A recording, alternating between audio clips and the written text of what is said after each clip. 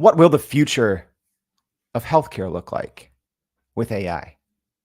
We've talked about it once or twice on the show before, but I think our guest today is going to be shedding some light and giving us insights on not just how AI has been used in the medical field and in healthcare, but also how it will be used. So, whether you're in the health field or not, I think today's episode is a must listen, a must watch if you're joining us live. So thank you if you are joining us live.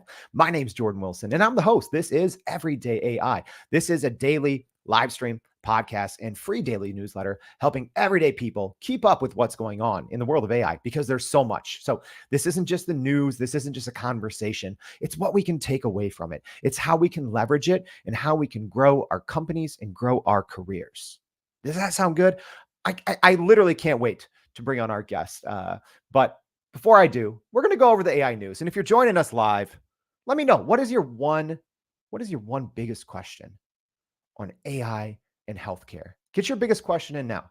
I want to make sure to see what your questions are because we're going to get to them. But first, we've got to talk about Meta. Let's go over the AI news. Meta just landed a hard punch in the AI battle with their announcements at Meta Connect 23. So the Meta Platforms has released new AI products, including a chatbot and smart glasses. Also, Meta has their new, with the smart glasses, they'll be able to identify places and objects as well as perform language translation. Very cool. That's not all. There's so much more Meta news. So they're also launching their AI-driven persona chatbots across Instagram, Facebook, and WhatsApp. We've talked about those probably a dozen times on the show and in the newsletter before. And developers will also be able to build their own AIs inside to use on Meta's messaging platforms. Oh, that's not even all. They also released their mixed reality Quest 3 headset, which will have some AI applications for $500. So not even crazy when you think, I think Apple's is 3,000 or 3,500. All right, some more AI news that's not Meta. Adobe launches their new Photoshop Online. So it is including some popular AI features from its Firefly AI platform, like generative fill. It seems like they're trying to, with the online offering, try to compete a little bit with Canva, except not on price. There is no free version. There is no freemium version. Adobe Photoshop, even with this new online AI-powered version they're launching, it is still a paid product. Last but not least, OpenAI makes a little bit of news, bringing back Browse with Bing. So we've talked about it here on the show before. They had a mode inside ChatGPT before for Plus users. So you got to pay the $20 a month. Again, pay the $20 a month. I'm not working for OpenAI to say it, just do it. But they had to take the Browse with Bing feature away because previously it was kind of accessing websites that were behind a paywall. Not good, tons of lawsuits, but Browse with Bing is back. And here's my hot take. Do not use it. Do not use it. It is, in my opinion, it is a marketing angle. It is not very useful at all. Use an internet-connected plugin instead. Don't get me started on that. I'll accidentally be here for 3 hours, and then our guests won't be able to come on. So speaking of that, I'm excited for this one. This one has been a while in the making, and actually our first guest, our first repeat guest. So please help me in welcoming to the show again, Dr. Harvey Castro. He is the author of multiple books on AI and healthcare, a physician, entrepreneur, all-around AI enthusiast. Dr. Harvey Castro, thank you for joining the show again.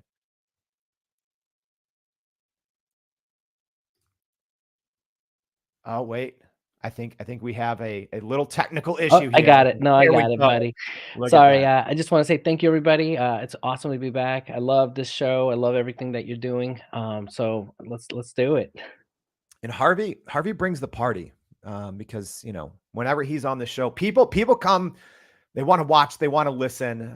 So welcome if you're in Harvey's network. Thank you for joining us. And as a reminder, if you're on listening on the podcast later, always check the show notes and check the show notes in the comments today. A lot of other resources, but you can also come in and join the conversation. If you're listening on Spotify, Apple, come ask Dr. Harvey a question. So let's start at the top.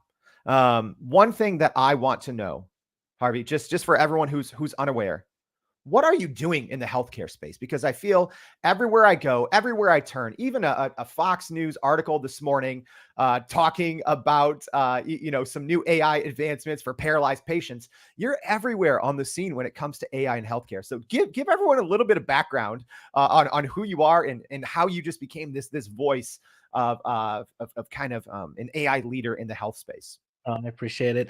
Honestly, it starts with this thing called the iPhone.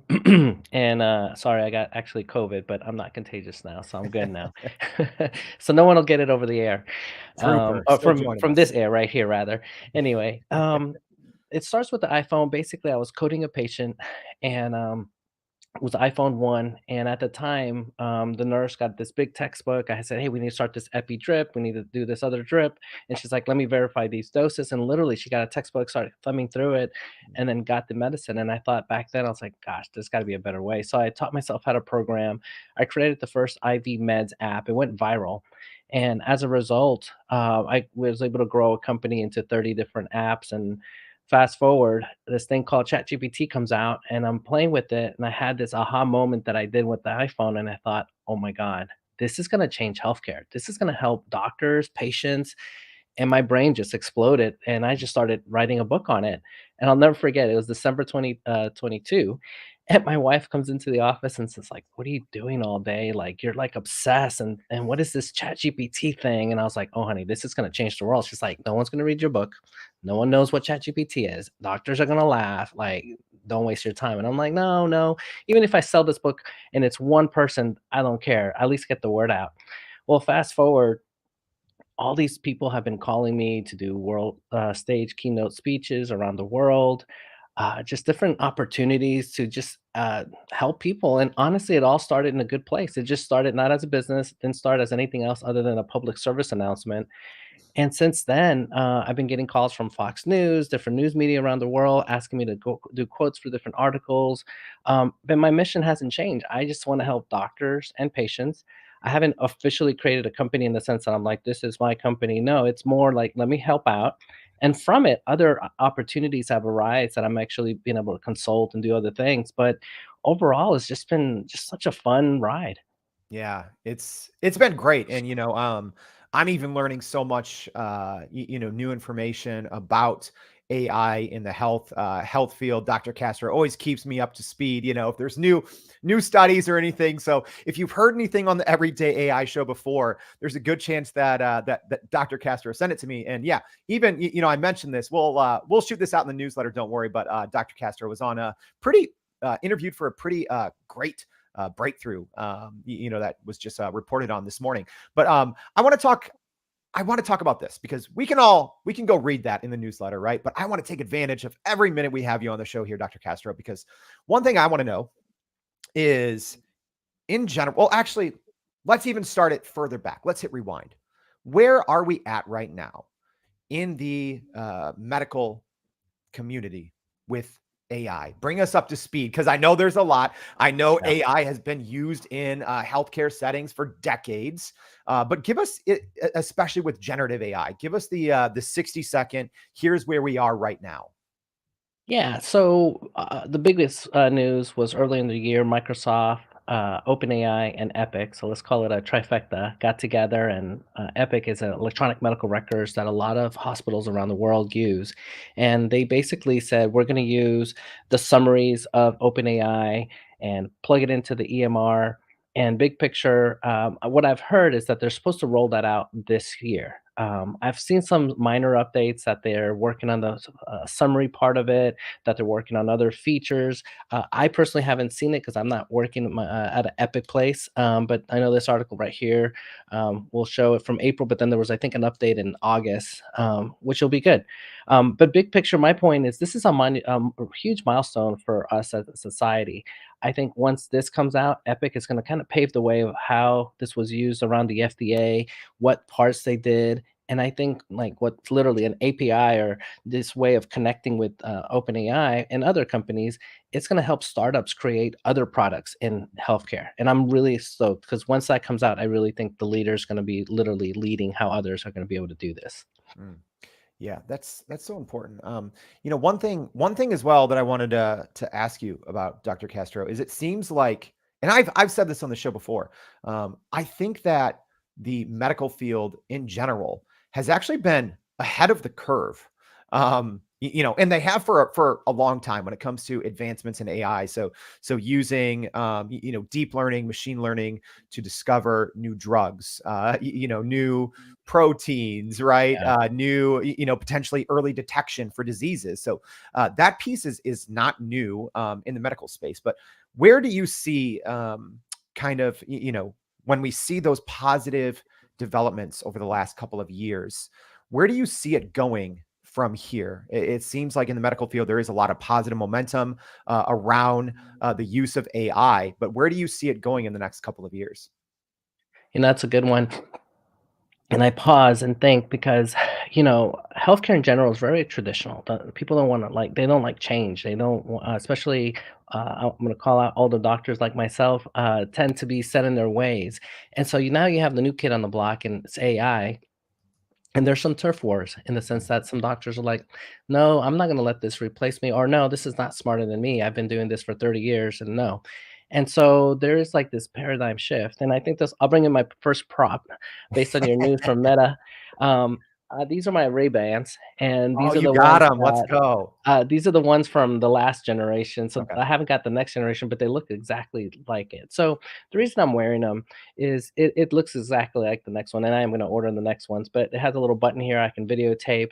The future will have augmented reality, and so I know I look silly wearing them in the doctor's office, but if I was your doctor and wearing them, and I explain, now I could possibly see in front of me your medical record. I could look at your X-rays. Where the future is, and where I'm wearing these is to explain.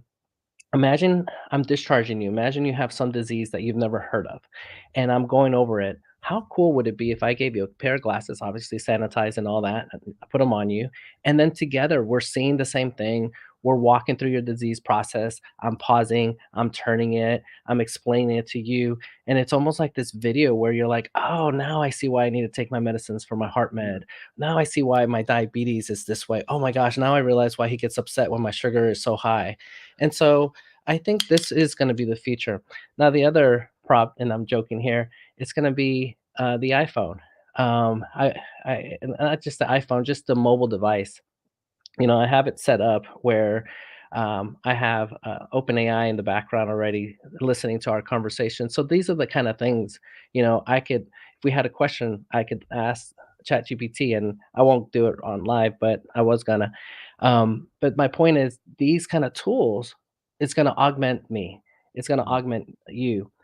Imagine in the world you're my patient in the future. Imagine we're two different languages or cultures.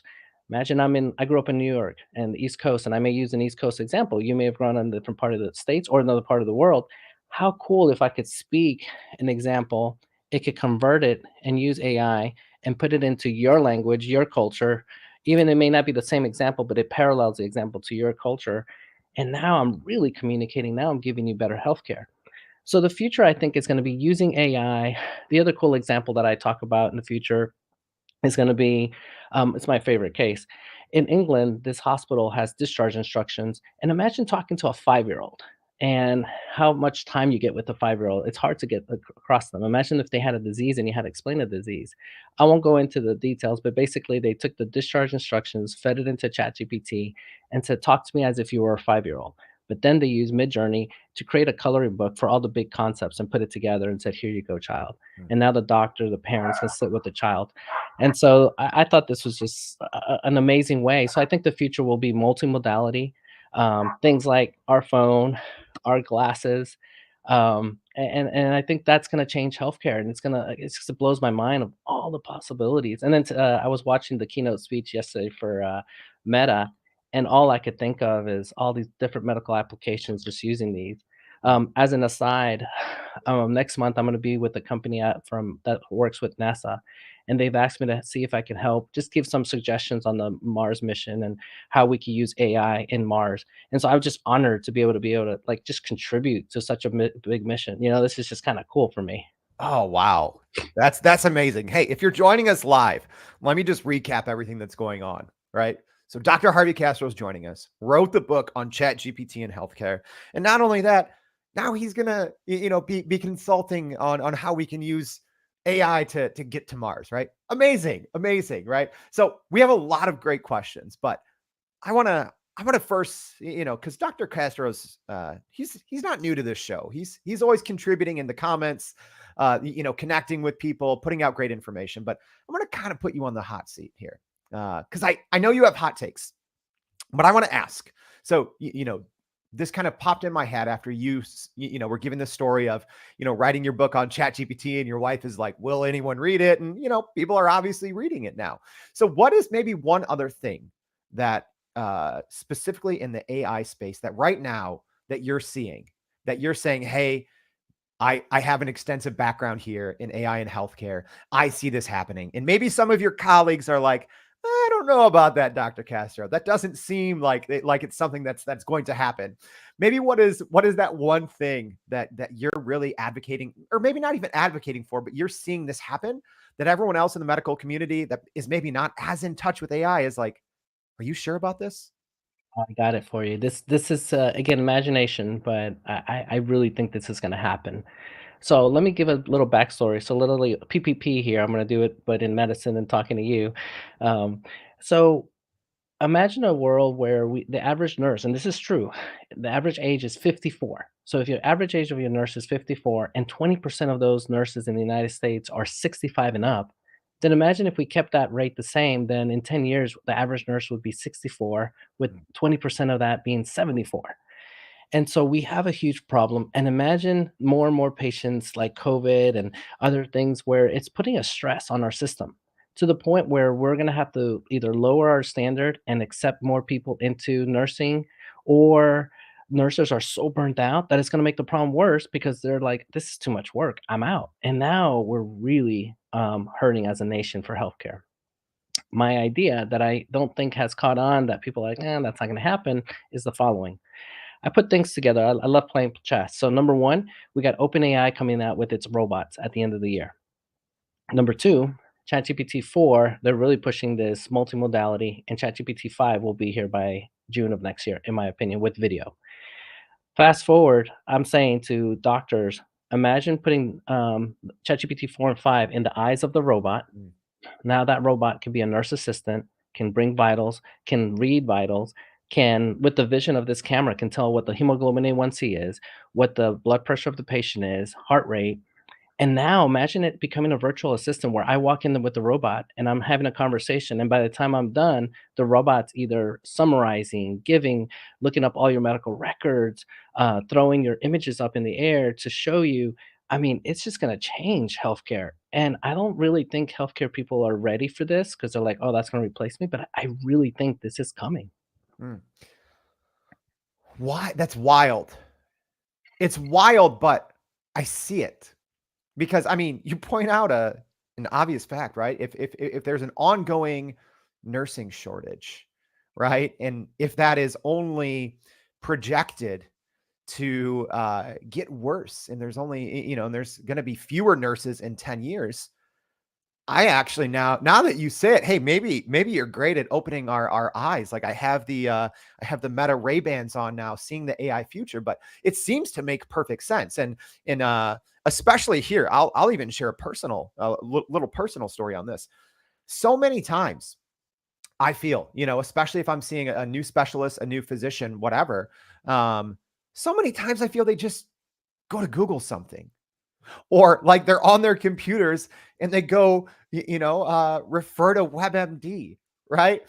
So I think a lot of people are going to hear that hot take there, Dr. Castro, and they're going to be skeptical, and they're going to be like, no, not a chance. But I don't think it's that far off, right? Like if you can put an encyclopedic knowledge that is constantly updated, it seems that actually, it's maybe not crazy. It's maybe the responsible and ethical thing to do as a first line of defense for people that need more accessible and affordable healthcare.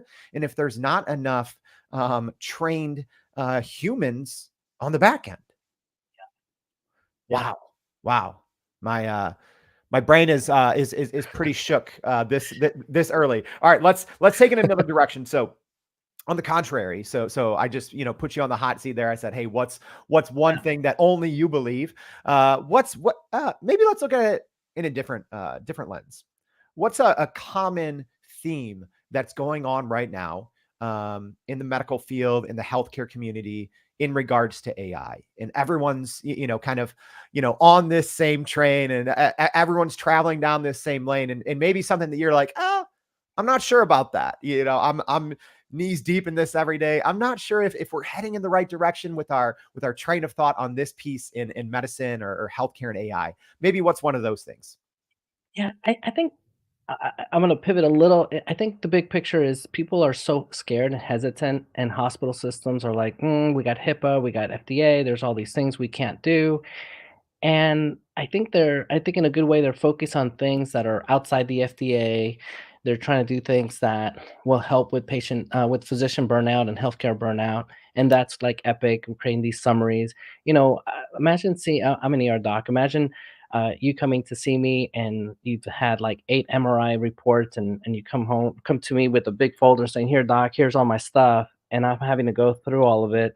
How nice if I could even just feed it into some kind of GPT that's HIPAA compliant, Mm, privacy secure, but then it looks at it, OCRs all of it, and then gives me the summary of all of it. That way I'm not spending, all this time trying to look at all the detail where it's there.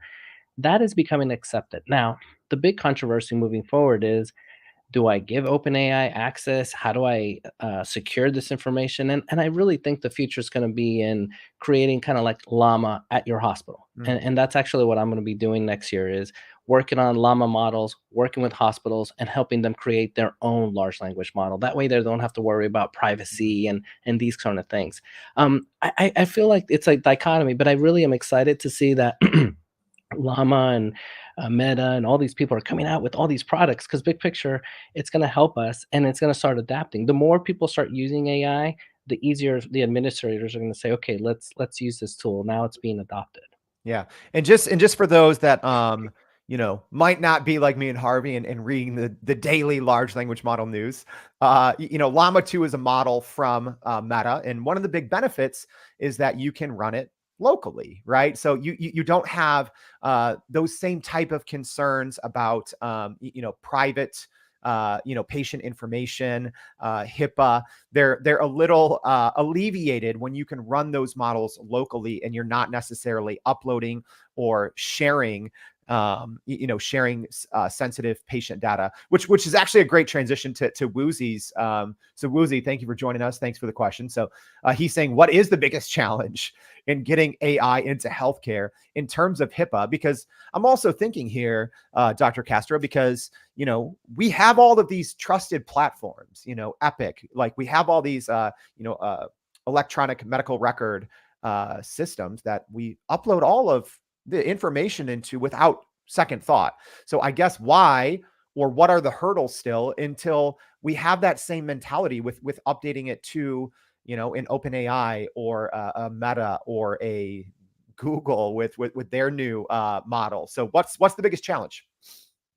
The biggest challenge, and I know someone just commented ChatGPT Enterprise can address some of this, and then I'm going to butcher this. Is Azure server will also help. The problem with this is the information. HIPAA is so important that if your name, your address gets literally hacked, the fines can be over $100,000, and there some of these things, depending how you do it, there's actually jail time if you mess this up. And then on top of that, your insurance carrier won't insure you if you make a HIPAA violation. So a lot of companies are very hesitant to do this. Incorrect, obviously. But I think what they're doing is they're picking parts. There's 18 identifiers, meaning if you do one of these things, it's HIPAA. And they're looking at those identifiers and saying, okay, where in the medical history, like discharge instructions, I could do that and not fall into HIPAA because it doesn't have any of these 18 identifiers. And so I think the future will be these kind of things. But again, I think it's going to be scrubbing the data slash having your own large language model at your own hospital system. That way the cloud is within your infrastructure and it never leaves. And I think that is the future. And I think that's smart of Epic to start integrating inside of them, because then now they're trying to create it where it's not really going into a cloud, going back to OpenAI. They're kind of bringing back, they're only using certain functions of ChatGPT, if that makes sense. Hopefully Yeah. that did. All right. I'm gonna put you on the hot seat again here because My mind is opening up to different possibilities. So, like we say, everyone just automatically trusts and will upload anything into Epic because it's been the leader, at least here in the US, for I don't know, probably decades.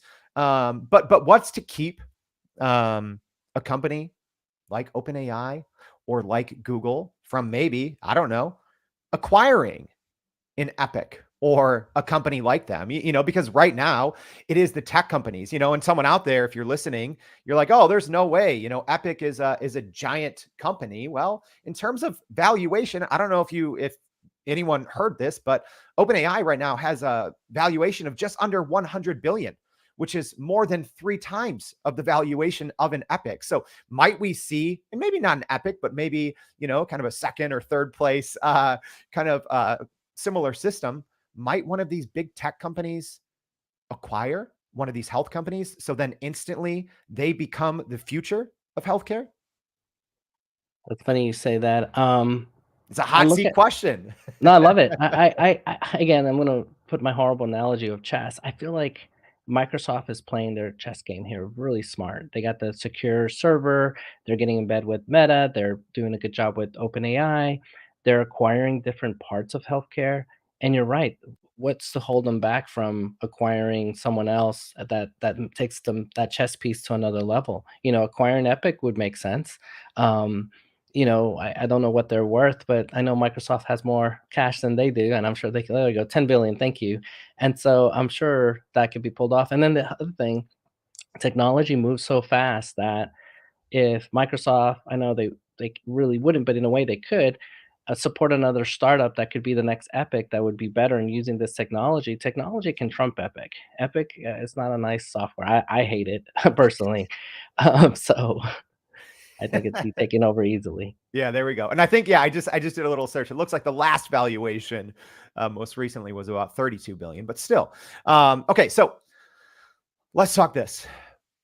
What are you working on? Let's go there because I always love like people who are very involved with everyday AI, who come on a daily basis, they're contributing. I'd love to give them a platform. So tell people, what are you working on, because apparently you're helping advise for a company related to NASA on AI and medical space. But what other projects are you just excited about right now, or even other releases from other AI companies? Like, what are you looking forward to working on in the next couple of months, being someone that is so ingrained in AI in the health space? Yeah, there's two things that are really kind of dear to my heart, and it's kind of weird, but I'll explain. One is I literally clone my own voice, and it's called the GPT podcast. And all I do is I find fun articles like AI and healthcare. I feed it into ChatGPT. It creates a fake conversation between my business partner and I. We both use our clone voices, and then we look at the manuscript, and if it looks good, then we push it out, and it sounds very natural. And I think it's cool. We're actually going to come out with a SaaS model for anybody else to do the similar thing. But the part that excites me is being able to take any kind of information and just put it out there and help people. And it's just really cool because, I'm using Midjourney for our pictures. I'm using ChatGPT helping to put these little summaries together. This came out this week. And it's just really cool, my way of doing things. I'm so busy, but yet I can still have a voice. Yeah. Maybe a clone voice, but I still have a voice.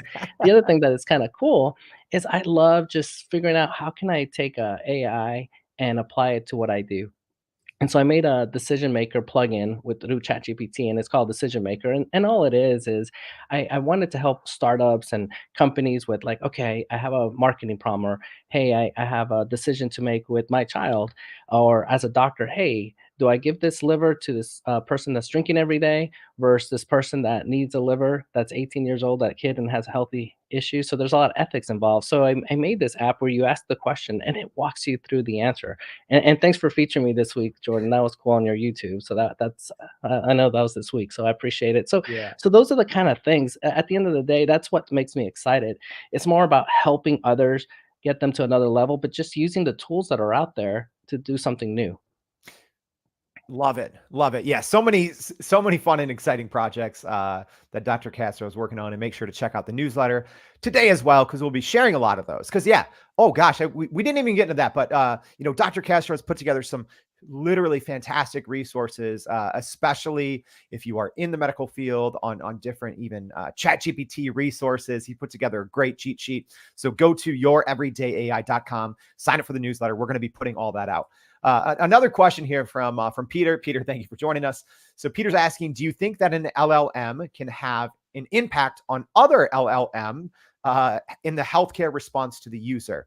I think I fully understand the question there. I'll leave it up to you to interpret the answer, because we could go in a lot of different directions with that one.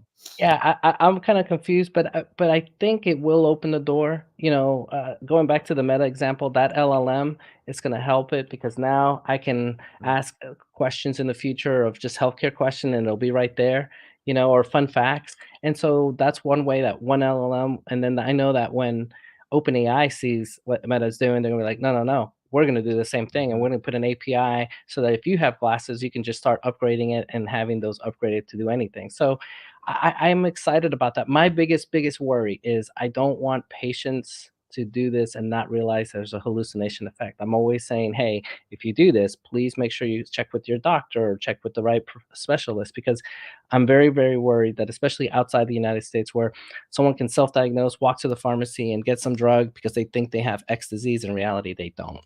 mm. That's a great transition here. Promise I didn't tee that one up, but Mike, thank you for the question. Mike is asking, what are the cautions for non-medical people seeking self-diagnosis on ChatGPT? Fantastic question. Yeah. Should people be doing it? What are the cautions? Because everyone's using Google anyways, right? Yeah, and I'm old enough to say I remember the days of Dr. Google when it first came out, and people would show up with these papers and like, look, Dr. Google told me all this, and I remember my attendings and my boss hating it. Here's the truth. I'm going to caution you with check your references. The best reference is going to be a healthcare provider.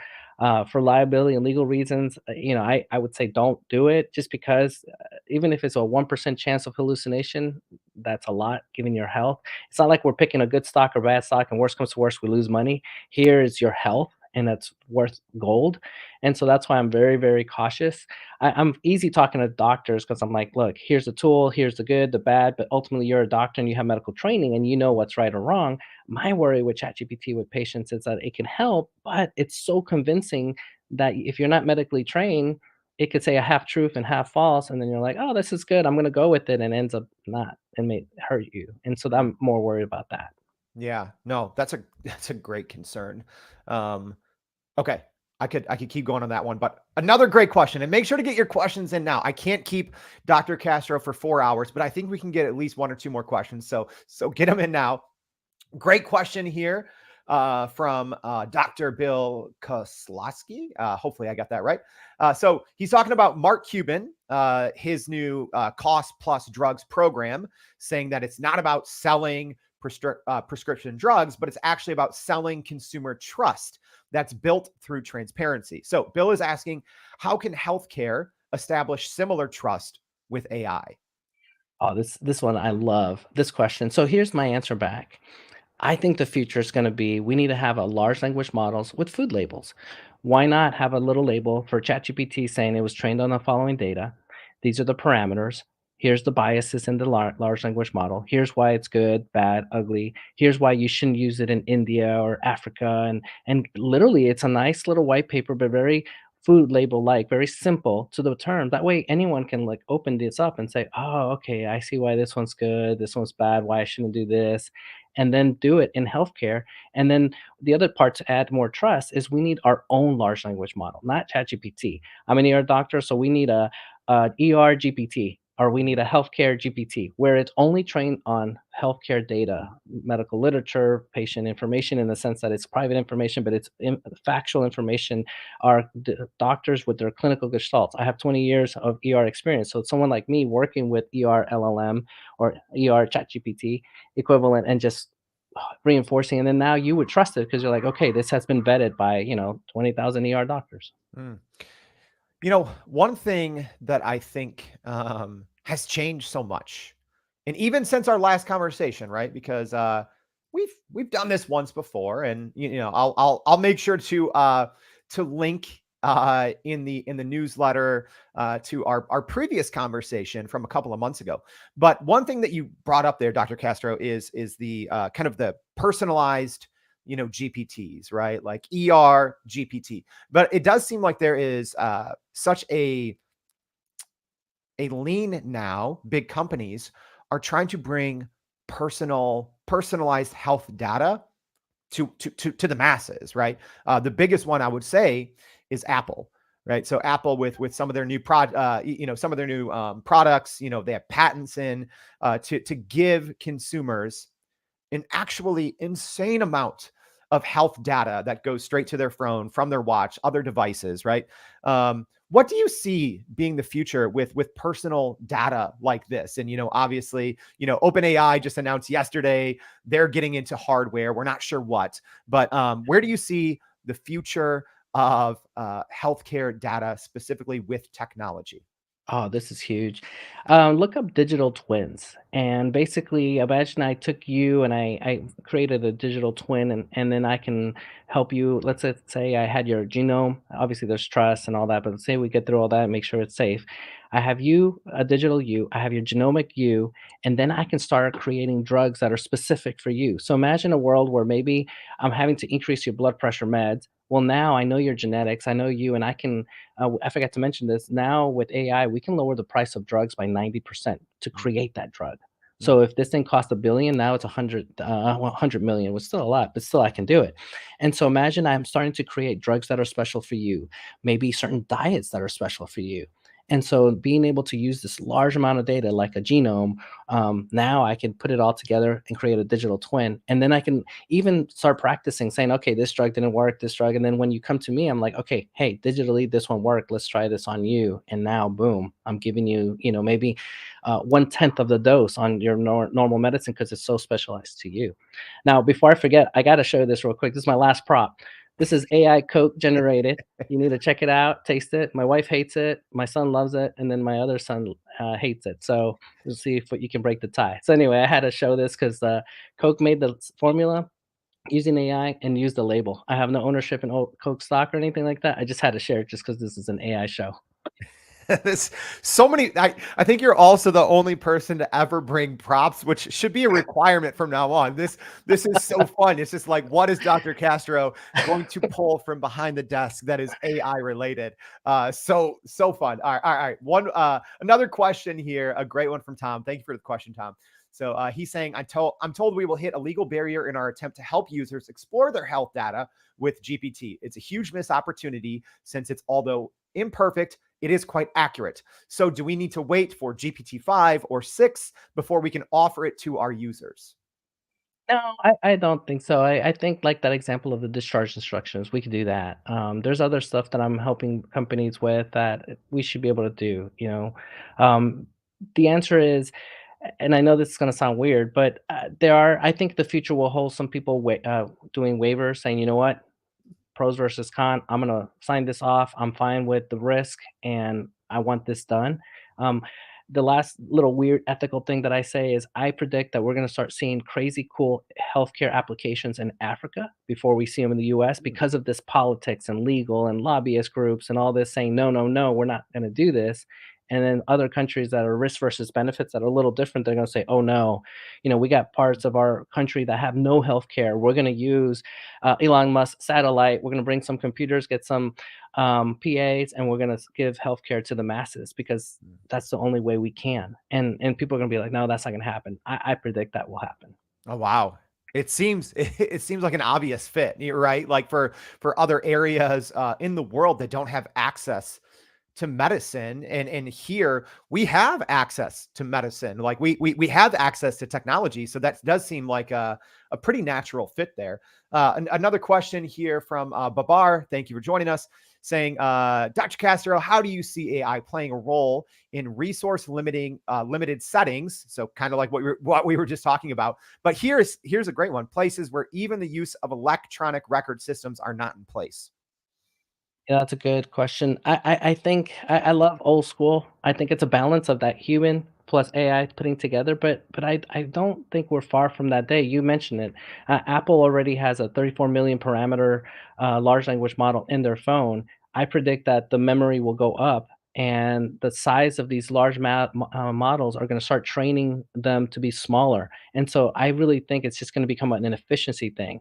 And here's the thing, for healthcare, you don't need ChatGPT, whatever, 2 trillion parameters. You might be able to get away with that Llama, and Llama has 3 models. Their smallest model might work for a lot of the things that you're already doing. It can create like a mini electronic medical record that's already on your phone. So this thing is really gonna change things.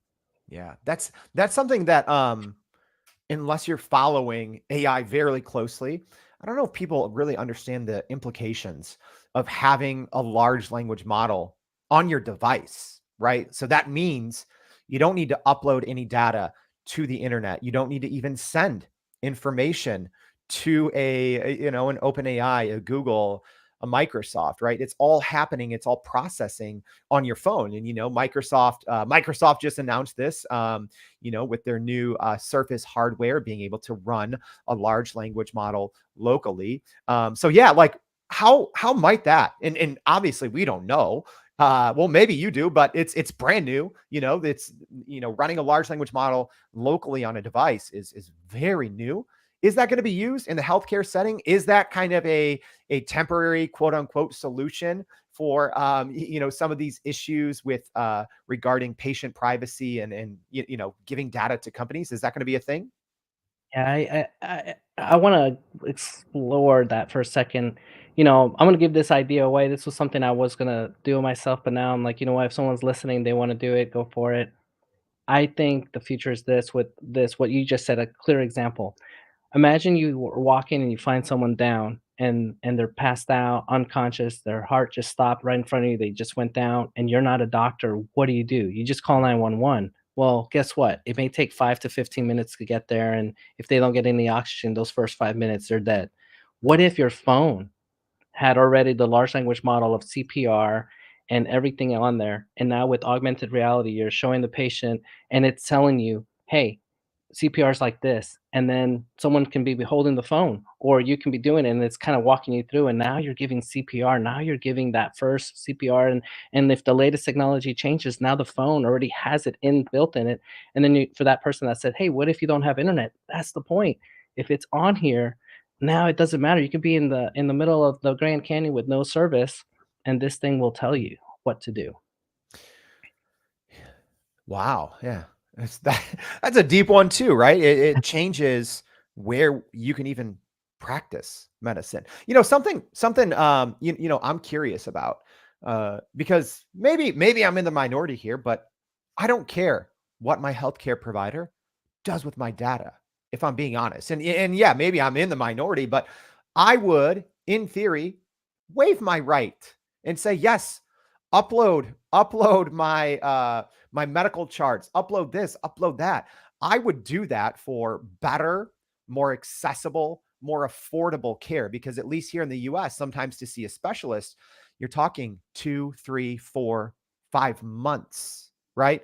Do you ever see that being an option, or might there be a large company that shakes up the healthcare system and they're like, hey, come in here, you opt in. Yeah, we give all of your data to these large language models or whatever, but on the flip side, you're going to get way faster, way more accessible care. Is that an option, or is that way too far fetched?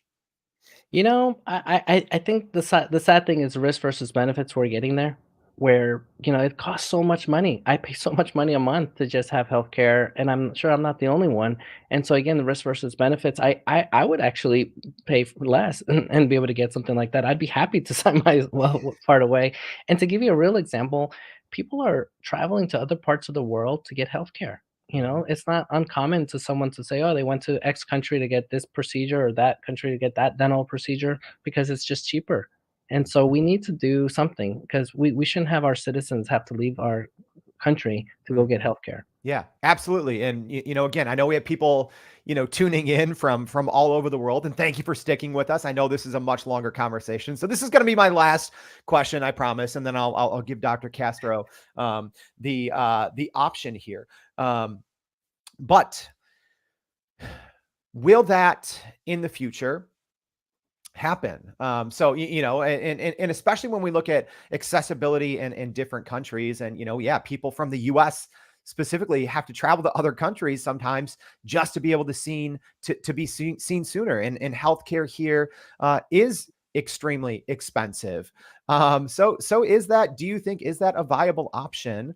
Where whether it happens somewhere here in the U.S. or elsewhere, because at least here in the US, it seems like there's an opportunity for something like that because we have very Mhm. expensive, very slow moving healthcare system. Yet we are the only country that essentially has no guardrails when it comes to AI. All other countries, especially in Europe and in other places, they have very tight guardrails on AI. So Yeah. it seems like that should happen at some point.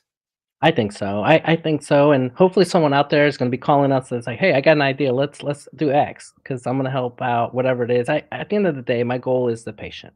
If we can help the patient and all of us, including myself, we're all patients. And so let's do this as a community. One thing that everybody could do is honestly share this show because the more people hear it, see it, they're like, "Oh, that's a good idea. We should do X, Y." And it's not about us; it's about others. So let's help others out there. Love that. All right.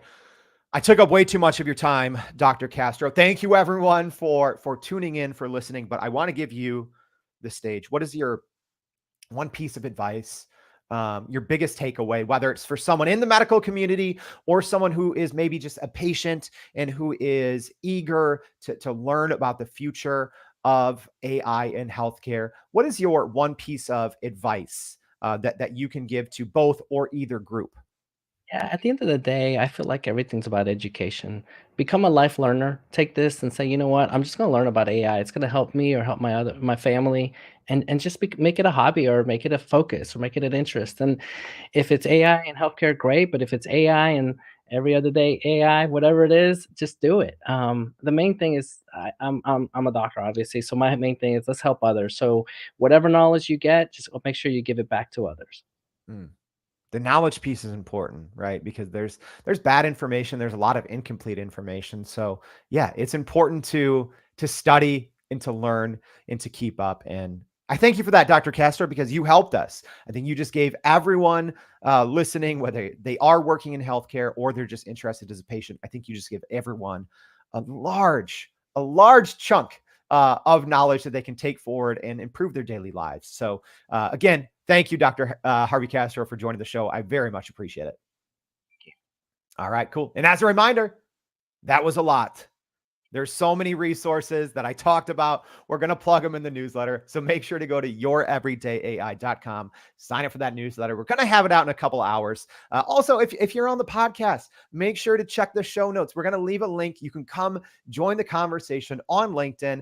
Leave a question for Dr. Castro. He's always answering questions. He's always networking. He's always bringing people in and sharing knowledge. So make sure you do that. So thank you again for tuning in and hope to see you back for another edition of Everyday AI. Thanks, y'all.